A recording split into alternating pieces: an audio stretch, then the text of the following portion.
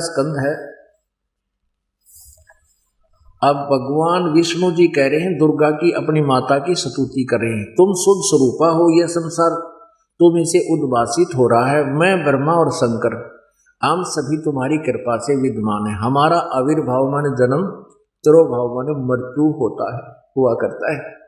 हमारा तो जन्म और मृत्यु होता है, केवल तुम ही नित हो, जगत जननी हो, प्रकृति और सनातनी देवी हो।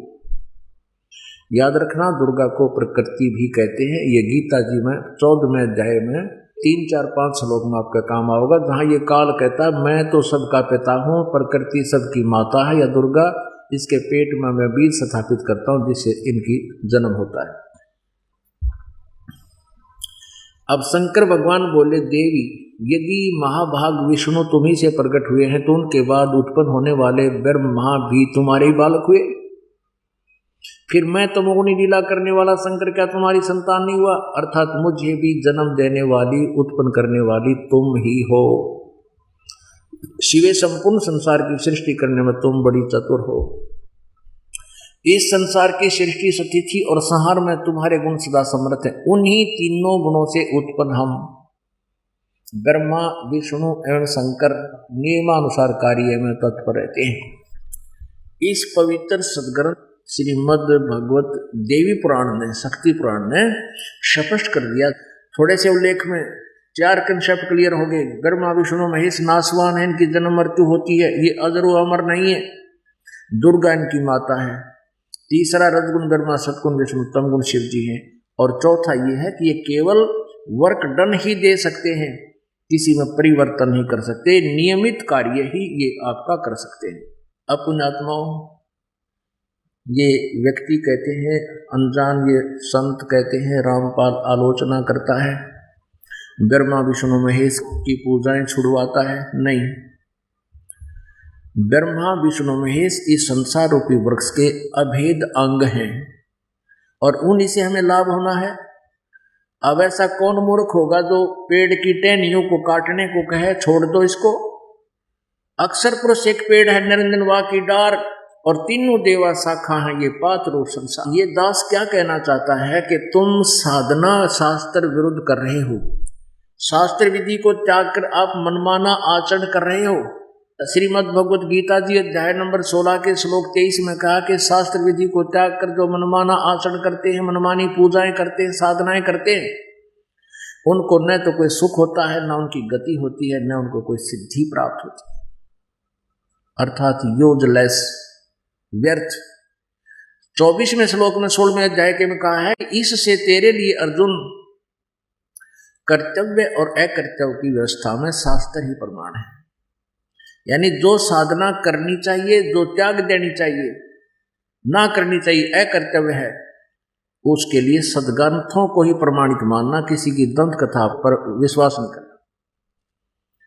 तो पुण्यात्माओं, दास ये कहता है, परमात्मा क्या कहते थे, हम क्या कर रहे हैं, जैसे आप जी कोई पौधा लाओगे आम का नर्सरी से, तो उसको कैसे बीजोगे?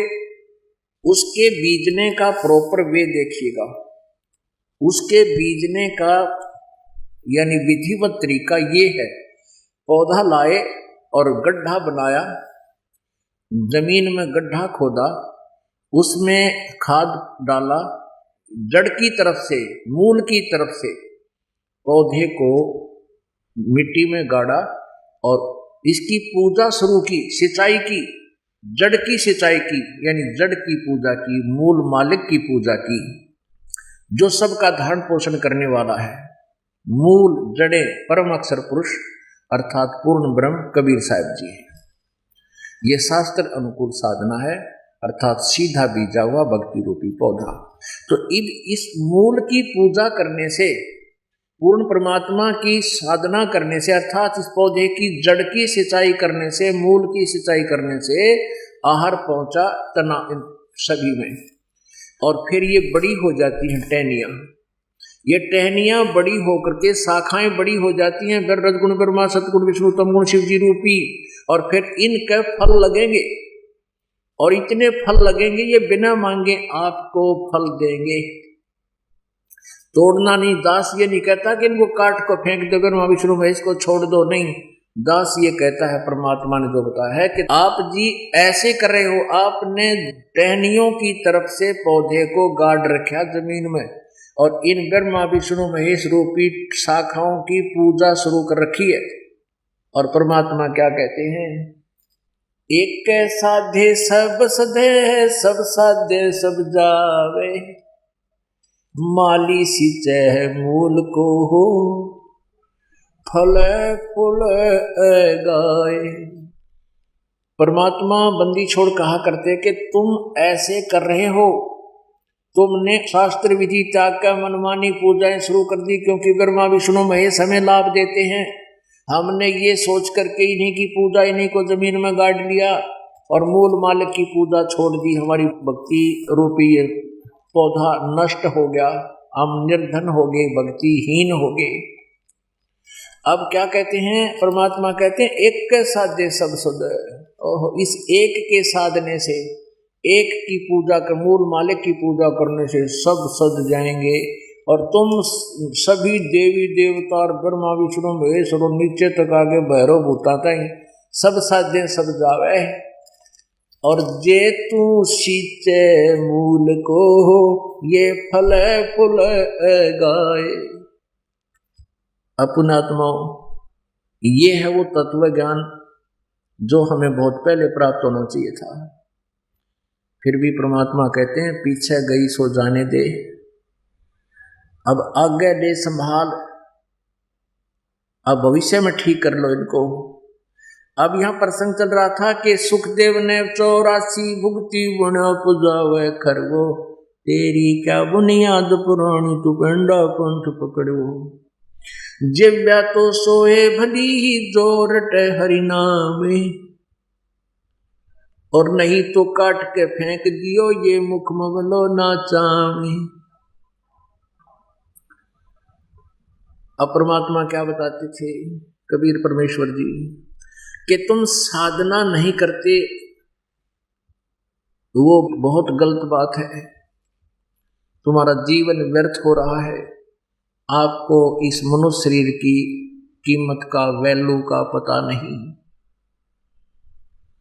और फिर साथ में ये बताते हैं कि तुम साधना कर भी रहे हो और शास्त्र विधि त्याग का मनमानी कर रहे हो, वो दमाई व्यर्थ है।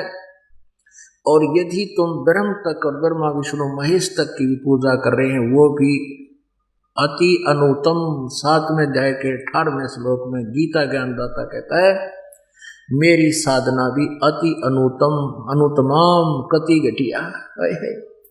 अब ओम नाम का जाप यानी ब्रह्म साधना की थी ऋषभदेव जी ने, उसके पौत्र मारीची जी ने, उनकी किक की दुर्गति हुई।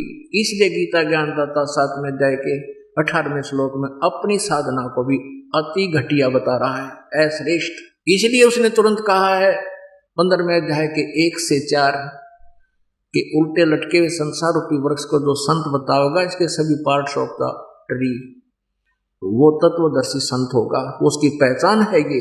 उसके पश्चात उस परमेश्वर के परम पद की खोज करनी चाहिए, जहां जाने के बाद फिर लौटकर कभी संसार में नहीं आते। अब परमेश्वर ने अपनी सच्चिदानंद घन ब्रह्म की वाणी को आदरणीय गरीबदास साहिब जी के अंतःकरण में फीड किया, जैसा कल आपको प्रकरण बताया था। आदरणीय गरीबदास साहिब जी ने परमात्मा को पाया, सचखंड को देखा, उनके सतलोक को देखा, जहां परमात्मा साकार है, मनुष्य सदृश शरीर है उसका। उन्होंने बताया कि हमरे ही उनिहार है, हमरा सिरजनहार। और फिर उन्होंने क्या बताया, मन तू चल रे सुख के सागर, जहां शब्द सिंधु रत्नागर। इस मन को, आत्मा को प्रेरित कर रहे हैं परमात्मा कि तू सुख सागर में वहां चल, सतलोक में, जहां दुख नाम की वस्तु नहीं। उसकी परिभाषा बताते हैं कि शंखों लहर मेर की उपजे, कर नहीं जा कोई, दास गरीब अचल अविनाशी, सुख का सागर सोई। उस सतलोक की महिमा बताते हैं कि जैसे आप कभी एकांत में बैठे हो, कभी कभी होती है ऐसी सतीठी, अंदर से एक ऐसी हिलोर उठती है, उसमें कोई भी हमें दुश्मन भी दुश्मन नजर नहीं आता, आत्मा में सबके प्रति रहम एक मेहर की लहर उठती है। उसके जाने के बाद फिर कोशिश करने पर भी वह स्थिति हमारी नहीं बन पाती। तो परमात्मा कहते हैं वो मेहर की लहर थी थोड़ी सी, उसके बाद ये कहर की लहर है, ये हो गया वो हो गया, उसका क्या होगा, हे भगवान मर गए। कहते यहाँ तो कहर की लहर है तुम्हारे ऊपर। किसी का बेटा मर गया, किसी की बेटी मर गई, किसी टांग कट गई, किसी की आंख फूट गई, किसी कैंसर से पीड़ित, कोई गधा कुत्ता बनकर दुखी हो रहा है। कहते संखों लहर मेहर की उपजे, वहां कहर नहीं जा कोई, और दास गरीब अचल अविनाशी सुख का सागर सोई। उसके बारे में बताते हैं, कोट जन्म तन भरमत हो गए, कुछ ना हाथ लगा रे, कुकर शुकर खरबा बोरे, कौआ हंस बगारे। अब आपने इतिहास देख लिया जैन धर्म का, ये सही सच्चाई है, इन्होंने सत्य लिखा है। और ऐसा ही विधान है इस काल तक का, जब तक हम परमपिता परमात्मा की सच साधना पूर्ण संशय नहीं लेते। कोटि जन्म तू राजा की, ना मिटी न मन की आशा, वृक्ष को कह दर दर घूम लिया, ये मिला ना निर्गुण रासा। इंद्र कुबेर इसकी पदवी, ब्रह्मा वरुण धर्मराया, विष्णुनाथ के पुर को जाके तू फिर भी वापस आया। अब ब्रह्मा विष्णु महेश भी नासवान, और वहां तक गए हुए तो पता नहीं कितनी बार तुम जन्म मृत्यु को प्राप्त हो लिए। असंग जन्म तन मृत्या हो गए, जीवित क्यों नाम रह रे, द्वादश मद महल मुठ बोरे, बहुर ना दे धरे रे। दो जग भ्रष्ट सभी ते देखे, राजपाट के रसिया, तीन लोग से तरपत नाही, ये मन भोगी खसिया। जैसे आपने देखा महावीर जैन जी का स्वर्ग भी गए हैं, और उसमें देवता भी बने, और फिर गधे कुत्ते सुअर भी बने, और नरक भी गए। दोजक नरक बहिष्ट स्वर्ग, दोजक बहिष्ट सभी ते देखे, राजपाट के रसिया, तीन लोक से भी तरपत नाही, ये मन भोगी खसिया। इस मन की इतनी जो ना गलत वृत्ति है, इतनी गंदी वृत्ति है, इसका कोई संतुष्टि नहीं है।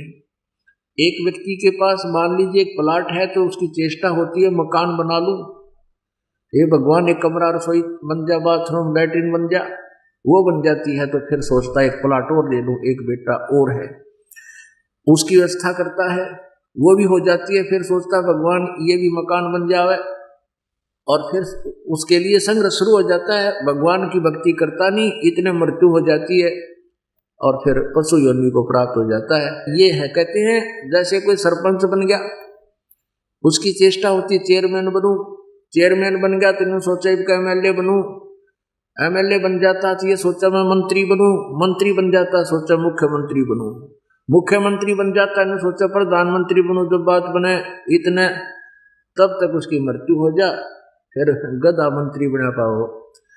अब परमात्मा कहते हैं जो करना काम था वो तो कराया कोई नहीं, बकवादा में सारा जीवन खो दिया।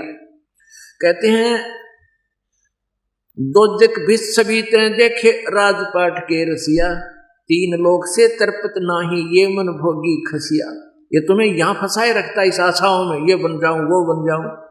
फिर कहते हैं सतगुर मिले तो इच्छा मिटे, पद मिल पदे समान, चल हंसा उस लोक पठाऊं, जो आदि अमर अस्थान। परमात्मा कहते हैं चल उस सतलोक में ले चलो। गरीबदास साहिब जी कहते हैं चलो उस लोक में, सतगुरु मिले तो इच्छा मिटे, परम संत मिले तो यहाँ की सब साधनाएं से जो तुम लाभ प्राप्त करे उससे हटावे तुम्हारा मन, और सतगुरु मिले तो इच्छा मिटे, पद मिल पदे समाना। पद, यहाँ पद मिल पदे समाना, पद माने पद्धति, वे ऑफ वर्शिप, सच साधना प्राप्त करवा के उस परम पद को प्राप्त करवाएगा, जहां जाने के बाद फिर लौटकर कभी संसार में नहीं आते। सतगुरु मिले तो इच्छा मिटे, पद मिल पदे समान, चल हंसा उस लोक पठाऊं, जो आदि अमर अस्थान, जो शाश्वत स्थान है। गीता ज्ञानदाता ने ये कहा कि तत्वदर्शी संत के पास जाओ, मेरे पास नहीं है वो खजाना, और यहाँ तत्वदर्शी संत बता रहे हैं चल हंसा उस लोक पठाऊं, जो आद अमर अस्थाना। क्या सुख है, चार मुक्ति जहां चंपी करती, माया होरी दासी। यहाँ की केवल्य मुक्ति, केवल ज्ञान ऋषभ देव को प्राप्त हुआ, वो कैसे उसकी दुर्गति हो रही है, अभी तक उसकी क्या हालत है, आपने सदग्रंथों में देख लिया। और ये चार मुक्ति है इस तरह की। कहते हैं चार मुक्ति जहां चंपी करती माया होरी दासी, दास गरीब अब है पद पर से वो मिले राम अविनाशी। बोलो सतगुरुदेव। परम पिता परमात्मा पूर्ण ब्रह्म सर्व सृष्टि रचनहार, हम सभी आत्माओं के जनक हमारे परम पिता वो परम अक्षर ब्रह्म हम सभी के हितैषी हैं। उन्हीं की कृपा से आप जी सत्संग सुन रहे हैं। पुण्यात्माओं, इस विश्व में सत्संग नहीं है। जैसे नकली दुकानें खोल दी जाती हैं ओरिजिनल नाम रख कर, जितने भी आप जी सत्संग सुनते हो देखते हो, जिनके विषय में आप जानते हो, वहाँ सत्संग नहीं है। पुण्यात्माओं, एक बार आप जी को ऐसा लगता है, जो पर प्रथम बार कोई प्राणी इस दास के ये कटु वचन सुनता है, सत्य वचन, कटु तो इसलिए लगते हैं कि ये सच्चाई है, और आम व्यक्ति भी इस बात को कहा करता है भाई सच्चाई कड़वी होती है। जैसे जब गोरखनाथ जी को परमात्मा परमेश्वर कबीर देव जी मिले थे, उनकी वार्ता हुई थी, तब परमेश्वर ने कहा था कि गोरखनाथ मैं सबन का गुरुआ, मैं सबका गुरु हूँ, जगत गुरु हूँ, मैं सबको ज्ञान देता हूँ। गोरखनाथ जी ने कहा कि तुमरा वचन मोय लागे कड़ुआ, कि ये बात आपकी मुझे कड़वी लगती है, अच्छी नहीं लगती। आप कहते हो मैं सबका गुरु हूँ।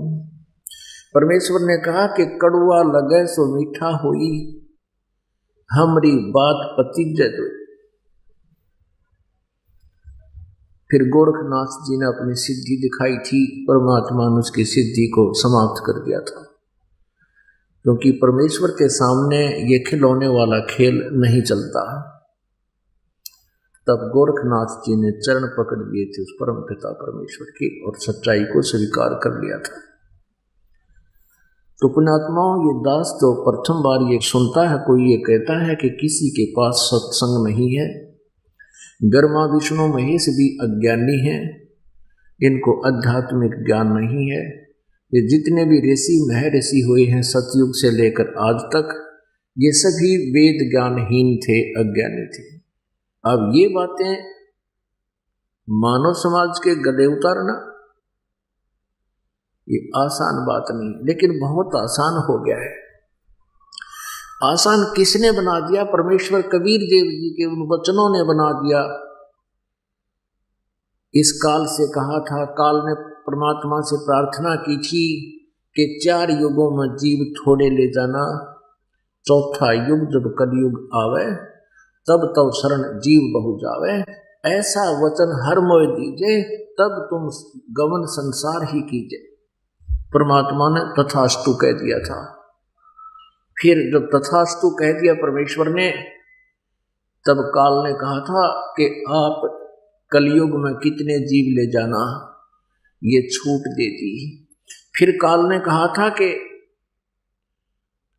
कलयुग में मेरे दूत जाएंगे संत बनकर और पूरे विश्व को भ्रमित कर देंगे, सचखंड और सतलोक का ज्ञान बताकर नकली ज्ञान देंगे, झूठे ज्ञान, झूठा ही नाम, और सभी को अपने साथ लगा लेंगे, और बाद में आपका अंश जाएगा। कबीर परमात्मा से कहा था कि बाद में आपका दास जाएगा, तब कोई भी आपके दास की बात नहीं सुनेगा, क्योंकि मैंने सभी को कोई तीर्थ पे, कोई मूर्त पे, कोई मंदिर में, कोई मस्जिद में, कोई गुरुद्वारे में या इन नकली संतों के साथ फिट कर दूंगा। तब परमेश्वर ने कहा था कि कलयुग में मैं अपने हंसों को अपने हिसाब से निकाल लूंगा, तू अपना काम कर, मैं अपना करूंगा। तो इस कलयुग में परमेश्वर ने या पिछली पीढ़ी के लिए ये खेल खेला था धर्मदास तो लाख दुहाई, ये सार शब्द कहीं बार ना गाई। सार शब्द बार जो पढ़ी, बिचली पीढ़ी हंस नी तरही। फिर दूसरी बार कहा कि धर्मदास तो लाख दुहाई। एक धर्मदास नाम की अच्छी आत्मा थी, श्रेष्ठ आत्मा, जिनको परमात्मा अपने विधान अनुसार मिले थे। कहा था धर्मदास तो लाख दुहाई, ये मूल ज्ञान की तबार ना जाई। तत्व ज्ञान, मूल ज्ञान, तत्व ज्ञान, ये तत्व ज्ञान बाहर जो पढ़ी तो बिचली पीढ़ी हंस नी तरही। और इस मूल ज्ञान को तब तक छुपाई जब तक ये सब पंथ ना मिट जाए। तो पुण्यात्माओं, परमात्मा ने आदेश दे दिया था अपनी प्यारी आत्माओं को कि इस तत्व ज्ञान को और इस सार शब्द को अभी सार्वजनिक नहीं करना। आप किसी भी संत पंथ से, जो नकली संत है, पंथ हैं और सतलोक सचखंड के ठेका ले रखा है इन्होंने, ये राधा स्वामी पंथ इसी की ब्रांच हैं, जय गुरुदेव पंथ, ये सच्चा सौदा सिरसा जगमाल वाली, दिल्ली में कृपाल सिंह आश्रम वाले, ठाकुर सिंह वाले, ये ताराचंद जनोद भिवानी वाले, ये सारे एक कुएं का पानी है, सारे नकली नाम, इनका झूठा ज्ञान। तो ये सभी बात तो बनाते हैं सतलोक के ज्ञान को, ना कख भी इनको कैख भी याद नहीं, आध्यात्मिक ज्ञान का इनको कैख भी याद नहीं। तो परमेश्वर ने कहा था कि इस मूल ज्ञान को छुपा के रखना। अब किसी से पूछ ले कि परमात्मा कैसा है, कहेंगे परमात्मा तो निराकार है। सचखंड में परमात्मा की क्या स्थिति है, वहां तो प्रकाश ही प्रकाश है, चेतन ही चेतन है।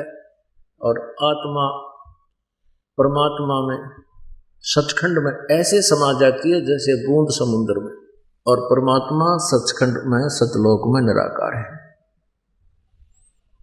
अब ये कोई ज्ञान हुआ इनका। अब कोई कहे कि तुम समुद्र में डूब कर मर जाओ, चलो तुम्हें डुबोता हूं, करो चार, कितने कहोगे? कोई बात हुई या?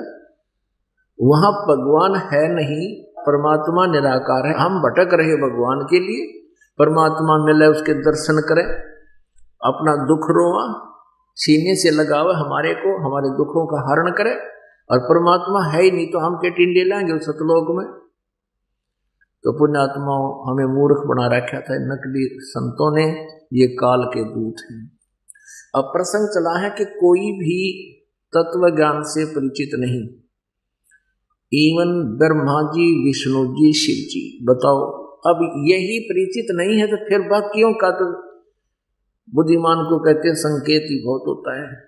अब थोड़ा सा कंसेप्ट ये क्लियर करके फिर आज का सत्संग कि परमात्मा कैसा है, वो कहाँ प्रमाण है, वो दिखाते हैं। अब आपको दिखाते हैं श्री ब्रह्मा जी, श्री विष्णु जी और श्री व्यास जी, जो इन 18 पुराणों का, चारों पवित्र वेदों का, पवित्र श्रीमद् भगवत गीता का, पवित्र सुधा सागर का राइटर है। और श्री नारद जी, जो एक महान संत ऋषि माने जाते हैं, उन सबके विचार दिखाते हैं उनको कितना आध्यात्मिक ज्ञान है। ये देखिए, श्रीमद् देवी भागवत यानी दुर्गा पुराण, सचित्र मोटा टाइप, केवल हिंदी, संक्षिप्त श्रीमद् देवी भागवत, गीता प्रेस गोरखपुर से प्रकाशित है।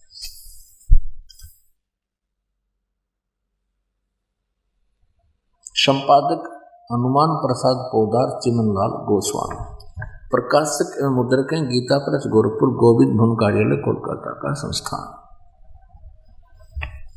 इसके 28-29 पृष्ठ पर हम पढ़ते हैं। ये पहला सकंद संक्षिप्त देवी भागवत, 28 पृष्ठ। ये है नारद जी और व्यास जी का संवाद। नारद जी ने कहा, महाभाग व्यास जी, तुम इस विषय में जो पूछ रहे हो ठीक यही प्रश्न मेरे पिताजी ने भगवान श्री हरि से किया था। देवा अधिदेव भगवान जगत के स्वामी हैं, लक्ष्मी जी उनकी सेवा में उपस्थित रहती हैं। दीप कौस्तुमणि उनकी शोभा बढ़ाती है। वे शंख चक्र गदा लिए रहते हैं, पीतांबर धारण करते हैं, 4 भुजाएं। वे चराचर जगत के आश्रय दाता हैं। जगत गुरु विष्णु जी को ये जगत गुरु कह रहे हैं, एवं देवताओं के भी देवता हैं, यानी सब भगवानों के भगवान हैं। ये विचार दे रहा नारद जी और व्यास जी सुन रहे हैं। ऐसे जगत प्रभु श्री हरि महान तप कर रहे थे, उनकी समाधि लगी थी। यह देखकर मेरे पिता ब्रह्मा जी को बड़ा आश्चर्य हुआ।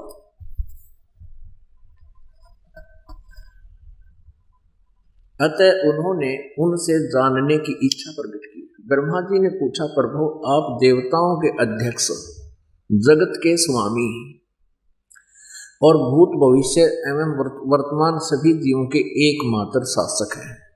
ब्रह्मा जी अब विष्णु जी को सर्वेश्वर बता रहा है। भगवान फिर आप क्यों तपस्या कर रहे हैं और किस देवता की आराधना में ध्यान मगन है?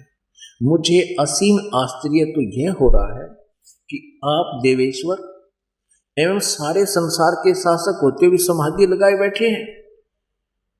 अब ब्रह्मा जी के विनीत वचन सुनकर भगवान श्री हरि यानी विष्णु जी उनसे कहने लगे, ब्रह्मन सावधान होकर सुनो, मैं अपने मन का विचार व्यक्त करता हूँ। देवता दानव मानव सब यही जानते हैं कि तुम सृष्टि करते हो, मैं पालन करता हूँ और संकर संहार क्या करते हैं, किंतु फिर भी वेद के पारगामी पुरुष अपनी युक्ति से सिद्ध करते हैं कि रचने पालने और संहार करने की यह योग्यता जो हमें मिली है, इसकी अधिष्ठात्री शक्ति देवी है, दुर्गा है। वे कहते हैं कि शंकर की सृष्टि संसार की सृष्टि करने के लिए तुम्हें राजसी शक्ति का संचार हुआ, तुम में ब्रह्मा रजगुण है, ये भी सिद्ध हो रहा है, और मुझ में सात्विक शक्ति मिली है, विष्णु जी सतगुण है, और रुद्र में तामसी शक्ति का आविर्भाव हुआ है। सुवर्त प्रत्यक्ष और परोक्ष दोनों उदाहरण मैं तुम्हारे सामने रखता हूँ, सुनो। यह निश्चित है कि उस शक्ति के अधीन होकर ही मैं इस शेष नाग की सैया पर सोता और सृष्टि करने का अवसर आते ही जाग जाता हूँ। मैं सदा तप करने में लगा रहता हूँ। विष्णु जी कह रहे हैं, उस शक्ति के शासन से कभी मुक्त नहीं रह सकता। कभी अवसर मिला तो लक्ष्मी के साथ सुखपूर्वक समय बिताने का सौभाग्य प्राप्त होता है। मैं कभी तो दानव यानी राक्षसों के साथ युद्ध करता हूँ। अखिल जगत को भय पहुंचाने वाले दैत्यों के विकराल शरीरों को शांत करना मेरा परम कर्तव्य हो जाता है। और यहाँ क्या स्पष्ट करते हैं, यहाँ कलम तोड़ दी अपने दातम ज्ञान की विष्णु जी ने। मुझे सब प्रकार से शक्ति के अधीन होकर रहना पड़ता है, दुर्गा के। उन्हीं भगवती शक्ति का मैं निरंतर ध्यान किया करता हूँ, दुर्गा का। ब्रह्मा जी मेरी जानकारी में यानी मेरे आध्यात्मिक ज्ञान में जितना मुझे ज्ञान है, उस जानकारी में इन भगवती शक्ति से यानी दुर्गा से बढ़कर कोई देवता नहीं, दूसरा कोई भगवान नहीं। अपुजात्माओं, ये अंत आ गया श्री विष्णु जी के स्पिरिचुअल नॉलेज का, आध्यात्मिक ज्ञान का। ये कहते हैं कि मैं दुर्गा से बढ़कर, दुर्गा से अतिरिक्त मैं किसी भगवान से परिचित नहीं, इनसे बड़ा कोई भगवान नहीं, और मैं इन्हीं की पूजा करता हूँ। और फिर क्या बताते हैं कि मैं कभी तो घोर तप करता हूँ, फिर राक्षसों को मारता हूँ जो जनता को दुखी करते हैं। अब काल ने इनकी किसी दुर्गति कर रखी है, अपने पुत्रों की भी, विष्णु जी की। पहले तो बैटरी चार्ज करते हैं, तप करते हैं, सिद्धियां आ जाती हैं, फिर राक्षसों के साथ इनको लड़ाता है, राक्षसों को मारते हैं, और फिर इनके बैड अकाउंट में वो सारे पाप लिख दिए जाते हैं और इनकी बैटरी डिस्चार्ज हो जाती है। फिर ये ब्रह्मा विष्णु महेश जी तीनों के तीनों अन्य योनियों में चले जाते हैं।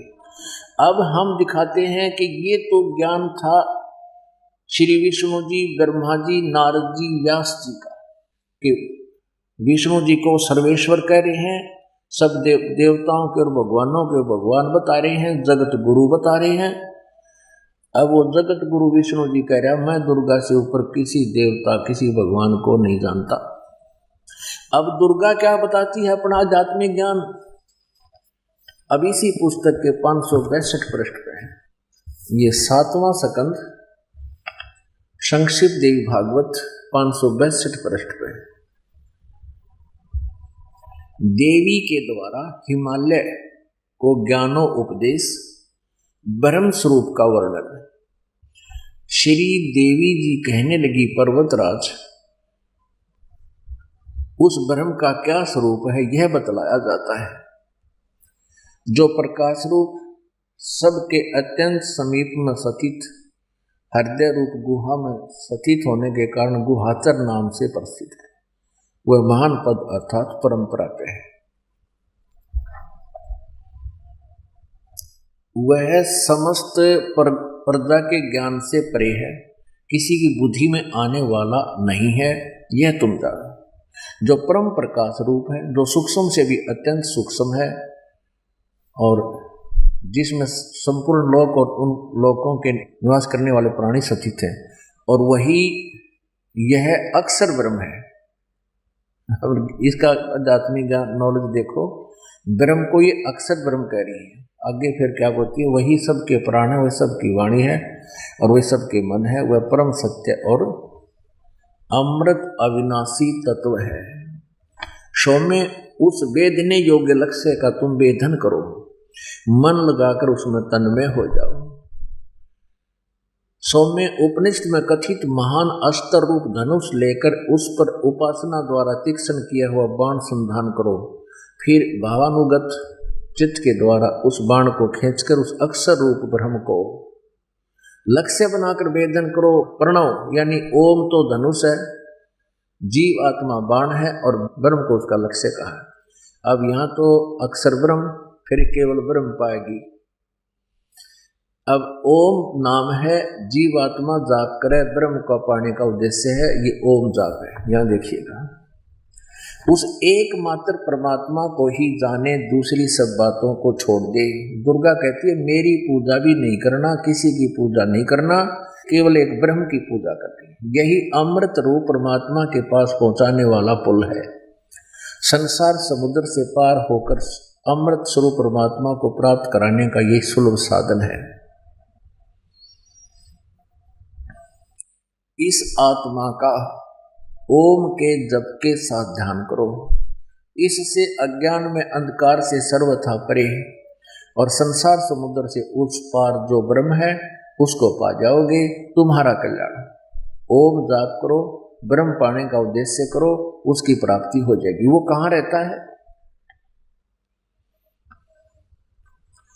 वह सबका आत्मा ब्रह्म ब्रह्मलोक रूप दिव्य आकाश में स्थित है, वह ब्रह्मलोक में रहता है। अपने आत्मा दुर्गा ने अपना फाइनल कर दिया कि ब्रह्म से ऊपर कोई शक्ति को नहीं, और विष्णु जी ने फाइनल कर दिया कि मैं दुर्गा से ऊपर कोई भगवान नहीं जानता। अब गीता जी अध्याय नंबर 8 के श्लोक नंबर 13 में गीता ज्ञानदाता ये काल है, ये ब्रह्म है, श्री कृष्ण जी में प्रवेश करके बोल रहा है भूत की तरह। ये कहता है ओम इति एकाक्षरम ब्रह्म व्यवहारं माम अनुसमरण ये प्रयाति तदम देहम स याति परमाम गतिम। मुझ ब्रह्म का केवल एक ओम अक्षर है, यह एक ओम अक्षर है, उच्चारण करके सिमरण करता हुआ ये प्रयाति तदम देहम, जो शरीर छोड़कर जाते हुए उसका उच्चारण करता हुआ शरीर छोड़कर जाता है, स याति परमाम गतिम, वो ओम से मिलने वाली जो उच्चतम गति है, श्रेष्ठ परम गति है, उसको प्राप्त होता है। अब ओम से कौन सी परम गति प्राप्त होती है? ब्रह्मलोक प्राप्त होता है। श्रीमद् भगवद गीता जी अध्याय नंबर 8 के श्लोक नंबर 16 में कहा कि ब्रह्मलोक पर्यंत ये सभी लोक पुनरावर्ती में है, अर्थात वहां गए हुए प्राणी भी फिर जन्म मृत्यु में आते हैं। गीता जी अध्याय नंबर 4 के श्लोक नंबर 5 और 9 में, अध्याय नंबर 2 के श्लोक नंबर 12 में, अध्याय नंबर 10 के श्लोक नंबर 2 में गीता ज्ञानदाता कहता है, अर्जुन तेरे और मेरे बहुत जन्म हो चुके, तू नहीं जानता, मैं जानता हूं। पहले भी जन्म हुए, आगे भी होंगे। इससे सिद्ध है कि ब्रह्म भी नाशवान है। इसलिए इसने गीता जी अध्याय नंबर 18 के श्लोक नंबर 62 में कहा कि अर्जुन तू सर्वभाव से उस परमेश्वर की शरण में जा, उसकी कृपा से ही तू परम शांति को और सनातन परम धाम यानी सतलोक को प्राप्त होगा। गीता जी अध्याय नंबर 15 के श्लोक नंबर 1 से 4 में स्पष्ट किया है कि ऊपर को जड़ वाला, नीचे को तीनों गुण रूपी शाखा वाला। ऊपर को जड़ तो पूर्ण परमेश्वर है, सतपुरुष परम अक्षर ब्रह्म है, और नीचे को तना अक्षर पुरुष है, डार फिर सर पुरुष है, और तीनों शाखा रजगुण ब्रह्मा सतगुण विष्णु तम गुण शिव जी, तीनों देवा शाखा और पात रूप संसार। इस उल्टे लटके हुए संसार रूपी वृक्ष को जो संत बता देगा, इसके सारे पार्ट्स ऑफ द ट्री, वृक्ष के सभी भागों को बता देगा कि तना कौन प्रभु है, इसकी डार कौन प्रभु है फॉर एग्जाम्पल, और शाखा कौन है, पत्ते कौन है, जड़ कौन प्रभु है, सवेदवित वो तत्वदर्शी संत है।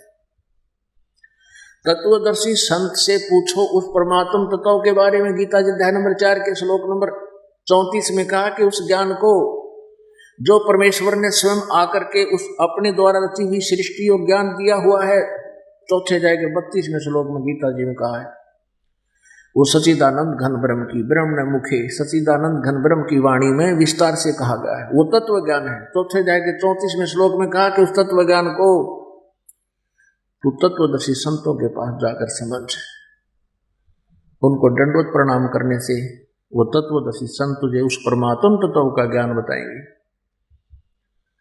तो इसमें स्पष्ट क्या कि उसके पश्चात 15वें अध्याय के 1 से लेकर 4 में कहा कि जब तत्वदर्शी संत मिल जाए, उसके पश्चात उस इस उलझे हुए ज्ञान को असंख्य शस्त्र यानी तत्व ज्ञान रूपी शस्त्र के द्वारा छितवा माने काट कर, इसको समझ कर, फिर गीता जी अध्याय नंबर 15 के श्लोक नंबर 4 में कहा है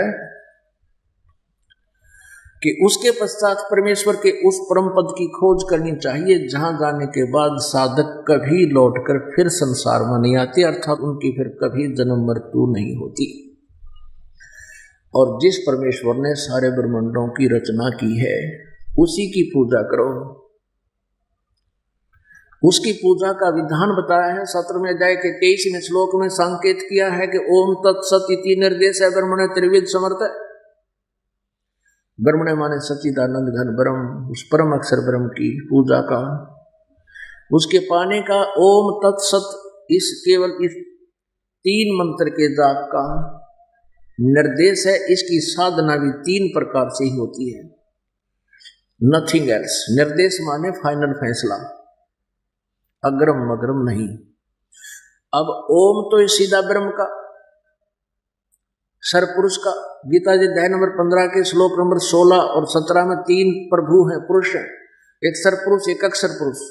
इनसे न्यारा 17वें श्लोक में कहा कि उत्तम पुरुष है तू अन्य परमात्मा की उदाहरते, वो परम अक्षर ब्रह्म है। यह लोक धर्म अविश्य विवर्ती अवैश्वर है, जो संसार रूपी वृक्ष का जो जड़ रूप है, सब जो मूल है। गीता जी अध्याय नंबर 8 के श्लोक नंबर 1 में अर्जुन ने पूछा, हे प्रभु आपने 7वें अध्याय के 29वें श्लोक में जिस तत्ब्रह्म के बारे में कहा है कि उस तत्ब्रह्म को जानकर जो जरा और मरण से छूटने का प्रयत्न करते हैं, जो बुढ़ापे और मृत्यु से सदा के लिए छुटकारा पाने का प्रयत्न कर रहे हैं, वो उस तत्ब्रह्म से परिचित हैं, सारे अध्यात्म ज्ञान से परिचित हैं और वो सब कर्मों से परिचित हैं। तब अर्जुन ने 8वें अध्याय के प्रथम मंत्र में पूछा, फिर किम तत्ब्रह्म। 8वें अध्याय के 3रे श्लोक में गीता ज्ञानदाता ने कहा वो परम अक्षर ब्रह्म है। सरपुरुष सरब्रह्म कहो चाहे सरपुरुष कहो, अक्षर पुरुष कहो चाहे अक्षर ब्रह्म कहो, परम अक्षर पुरुष कहो चाहे परम अक्षर ब्रह्म कहो, वो परम अक्षर ब्रह्म। तो गीता जी अध्याय नंबर 15 के श्लोक नंबर 17 में उस परम अक्षर ब्रह्म की तरफ संकेत है। उत्तम पुरुष है तू अन्य परमात्मा की उदाहरत है, और यह लोक धर्म अविश्य विवर्ती अवैश्वर है। वो परम अक्षर ब्रह्म है।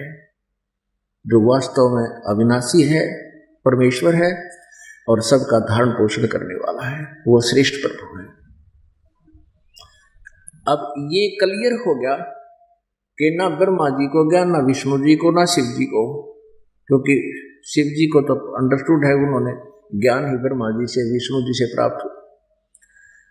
अब अन्ना दुर्गा को, अब ब्रह्म को भी कंप्लीट ज्ञान नहीं है, वो भी ऑप्शन छोड़ रहा है कि मुझे उस परमात्मा की वे ऑफ वर्शिप का ज्ञान नहीं, तत्वदर्शी संतों से पूछो। परमात्मा ने अपनी सच्चिदानंद घन ब्रह्म की वाणी में कहा कि तीन लोक और भवन चतुर्दश कोई नहीं सत्संगी।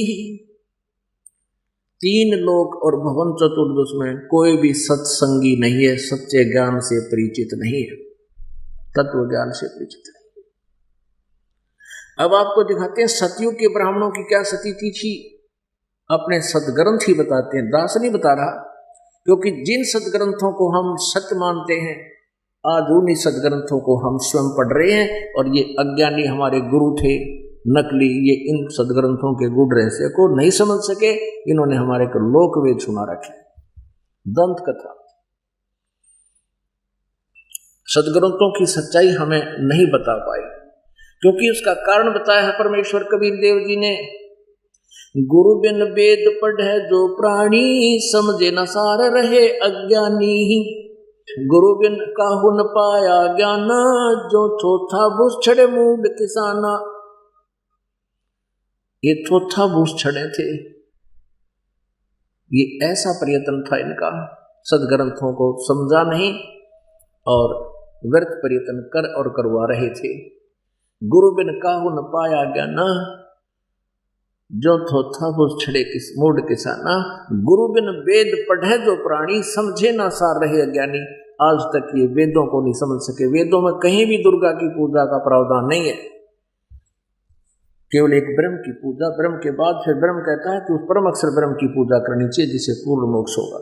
अब देखिएगा, यही देवी भागवत गीता प्रेस गोरखपुर से प्रकाशित है, इसके 414 पृष्ठ में दिखाते हैं सतयुग के ब्राह्मणों की क्या स्थिति थी।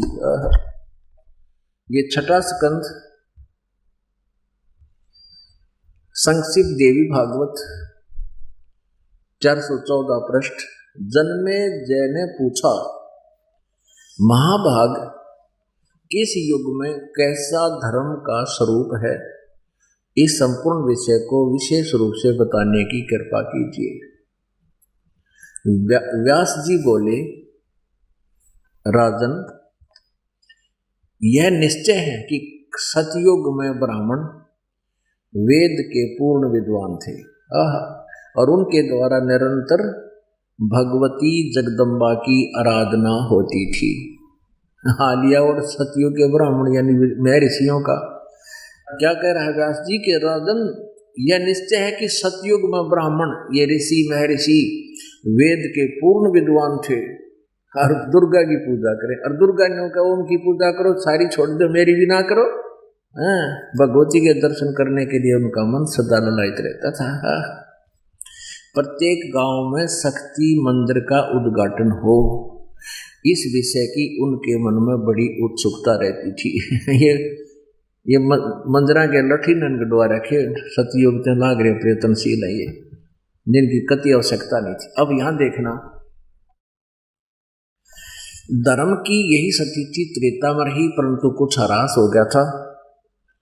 सतयुग की जो स्थिति थी वह द्वापर में विशेष रूप से कम हो गई।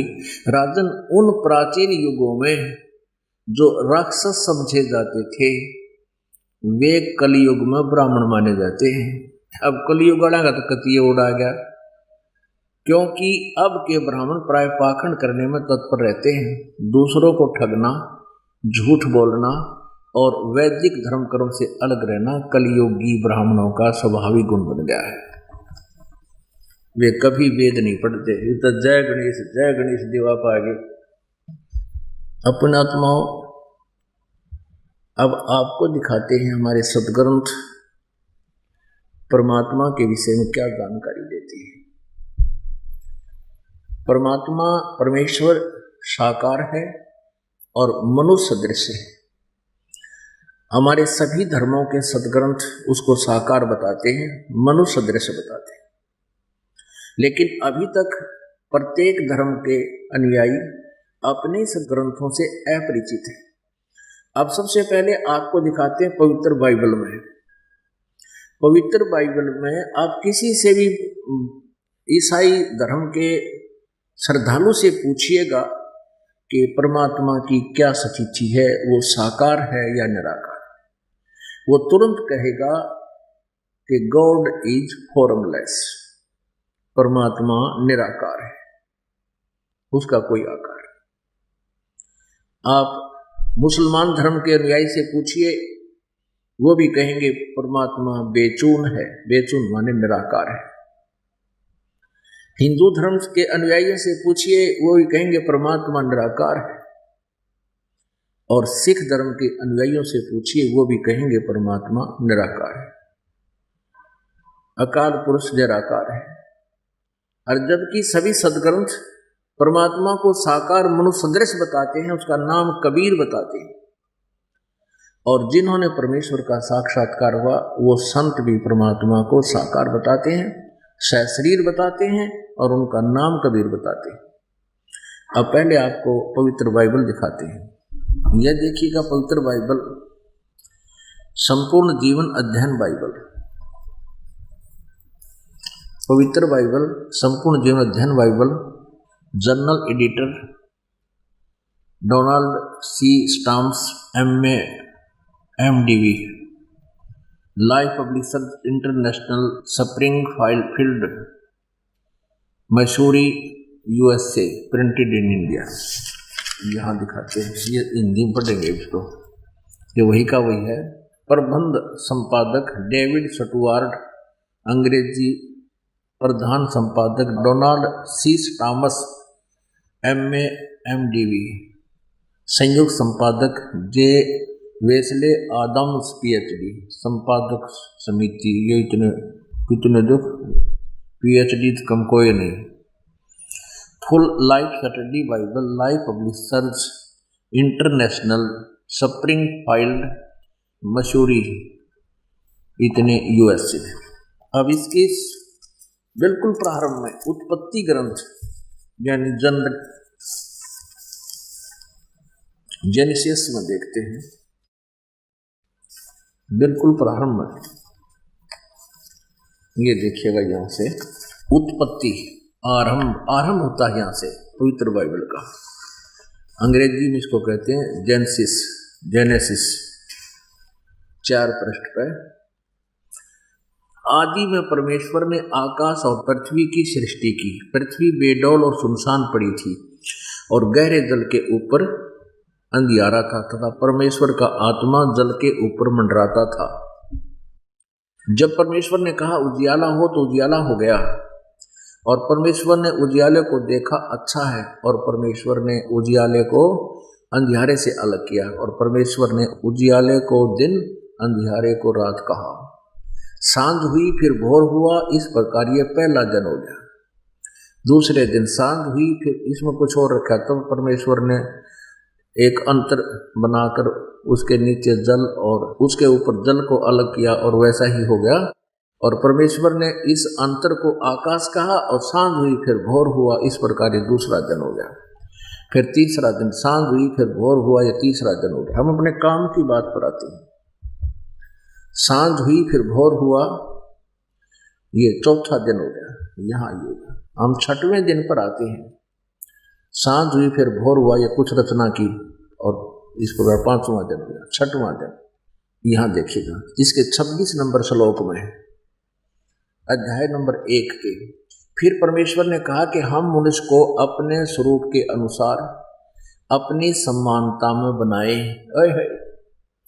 फिर परमेश्वर ने कहा हम मनुष्य को अपने स्वरूप के अनुसार अपनी समानता में बनाएं, और वे समुद्र की मछलियों और आकाश के पक्षियों और घरेलू पशुओं और सारी पृथ्वी पर और सब रेंगने वाले जंतुओं पर जो पृथ्वी पर रेंगते हैं अधिकार रखें। यानी उनसे चतुर, शाना हो, समझदार हो, उनका कंट्रोलर बन सके। खाने के लिए नहीं कहा इसमें भगवान ने। तब परमेश्वर ने 27 नंबर श्लोक में, तब परमेश्वर ने मनुष्य को अपने स्वरूप के अनुसार उत्पन्न किया। अपने ही स्वरूप के अनुसार परमेश्वर ने उसको उत्पन्न किया, नर और नारी करके उसने मनुष्य की सृष्टि की। पुण्यात्माओं, अब परमेश्वर कहा करते, मोए सुन सुन आवे हंसी, देखो पानी में मीन पियासी। मोए सुन सुन आवे हंसी, देखो पानी में मीन पियासी।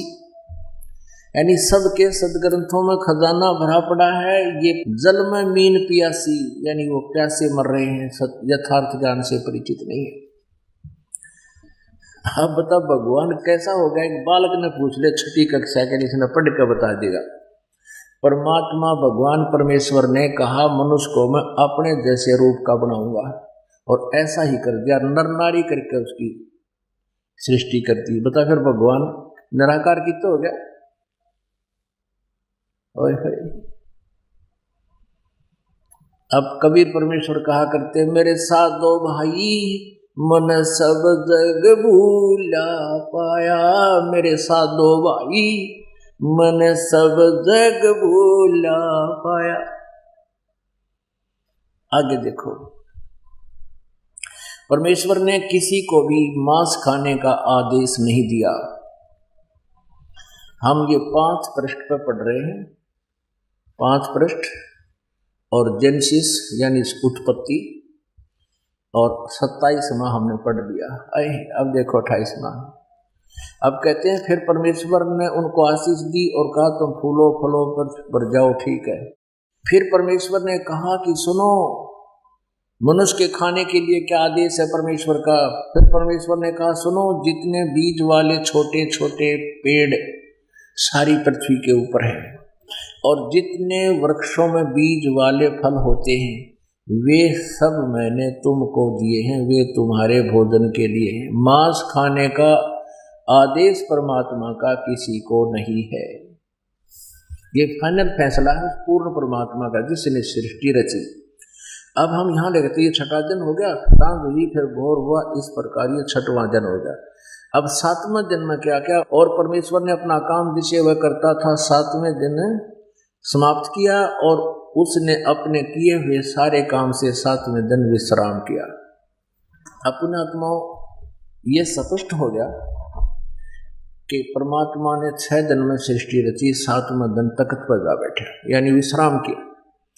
अब पवित्र कुरान शरीफ के अंदर सूरत फुरकानी 25 आयत नंबर 52 से 59 तक ये स्पष्ट कर रखा है कि वह कबीर नाम का परमेश्वर है, और जिसको मुसलमान धर्म के अनुयायी जिसको अपना अल्लाह मानते हैं, कि उस अल्लाह ने कुरान शरीफ का ज्ञान दिया, ज्ञान बताया। वो कुरान शरीफ का ज्ञान दाता अल्लाह कह रहा है हजरत मोहम्मद जी को कि मैं तुझे जो ज्ञान दे रहा हूँ, इसको काफिर नहीं मानते कि कबीर इज गॉड, कबीर अल्लाह है, तो उनकी बातों में मत आना। मेरे द्वारा इस कुरान की शरीफों की हिदायतों पर तो विश्वास रखना, और वो परमात्मा वही है जिसने 6 दिन में सृष्टि रची, 7वें दिन तख्त पर जा बैठे।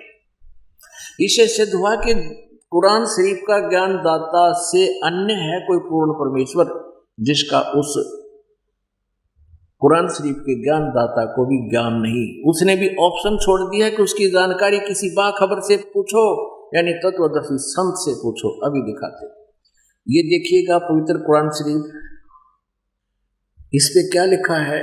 यह वह इल्हामी किताब है जिसमें कोई संदेह की गुंजाइश नहीं।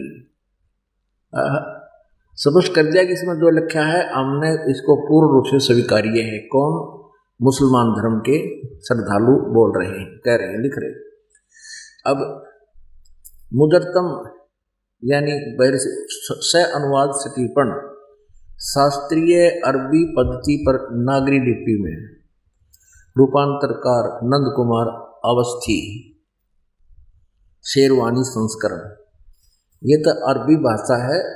जालिकल किताबु ला रैब जैसल की, यह वह इल्हामी किताब है जिसमें कोई संदेह की गुंजाइश नहीं, यानी कतई सत्य है, कुरान शरीफ। मुतरजम बरहसिया शाहनवाज स्टीफन, शास्त्रीय अरबी पद्धति पर नागरी लिपि में, शेरवानी संस्करण। कहाँ से छपी है? प्रकाशक हैं लखनऊ किताब घर, मौसम बाग, सीतापुर रोड, लखनऊ से। अब आपको दिखाते हैं, ये देखिएगा सूरत फुरकानी, प्रश्न नंबर 604 पे है।